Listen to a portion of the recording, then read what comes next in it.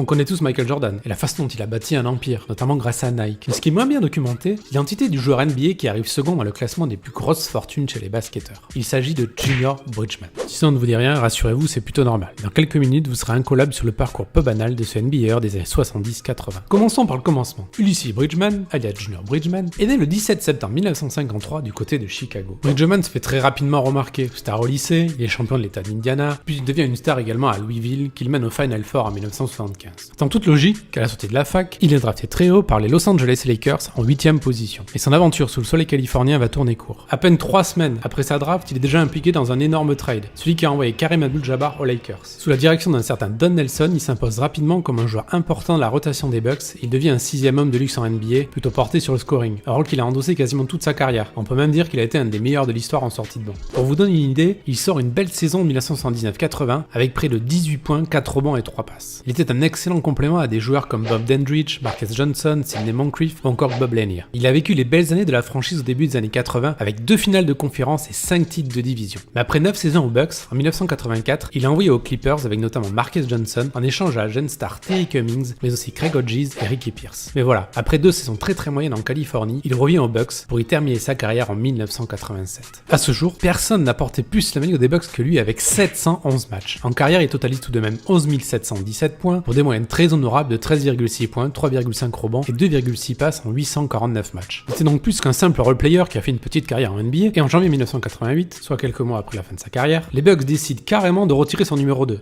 À noter, et c'est très important, il a également été président du syndicat des joueurs pendant 4 saisons de 1985 à 1988 après en avoir été aussi le trésorier pendant 3 années. Pendant ces 7 saisons au syndicat des joueurs, il a bien sûr un premier aperçu du business, puisque dans des réunions avec la NBA et les propriétaires, il était souvent question de négociations de salaire ou encore d'indemnités journalières. Les propriétaires des franchises étaient bien plus portés sur leur business hors NBA, et il a appris énormément en négociant avec eux, même si de son aveu, ils avaient toujours 2 ou 3 coups d'avance. Forcément, ça a été une parfaite école pour Bridgeman, qui durant sa carrière de joueur a eu l'intelligence de préparer déjà son après-carrière. Vous vous doutez bien qu'à l'époque, les joueurs ne signaient pas des contrats de 150 millions sur 5 ans. La NBA n'avait pas encore explosé et les salaires étaient bien plus modestes, tout comme les contrats avec les différents sponsors. Si toutes les infos ne sont pas disponibles sur les salaires de l'époque, on estime que son salaire maximum en carrière était de 350 000 $ sur une saison et ses gains en salaire en carrière d'environ 2 millions de $. On est très loin par exemple d'un joueur comme Kevin Garnett qui durant sa carrière lui a gagné environ 340 millions de $.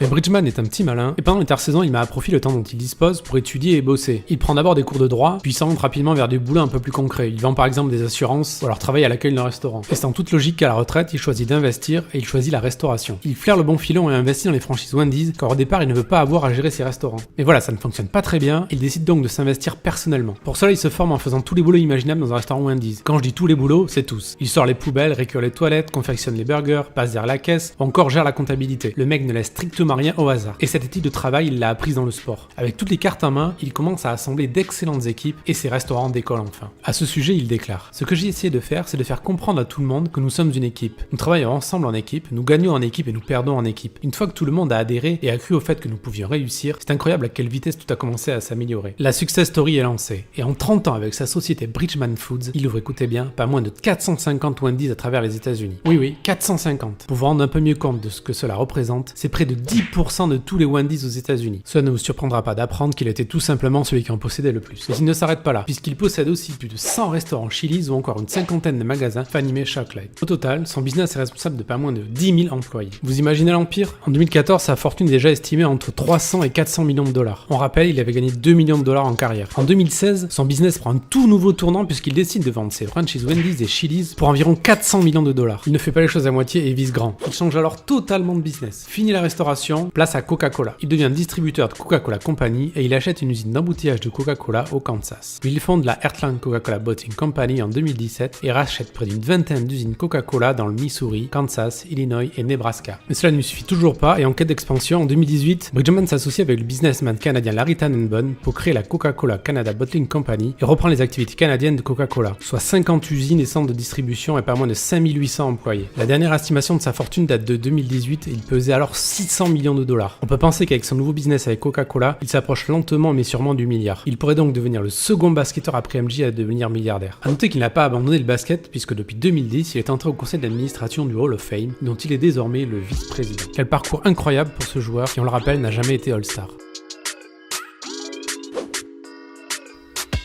Avant de partir, pensez à vous abonner à la chaîne de Basket Info, mais aussi à celle du 6ème homme afin d'obtenir 2 visions complémentaires de la NBA. Les dernières vidéos mises en ligne apparaissent juste sous vos yeux.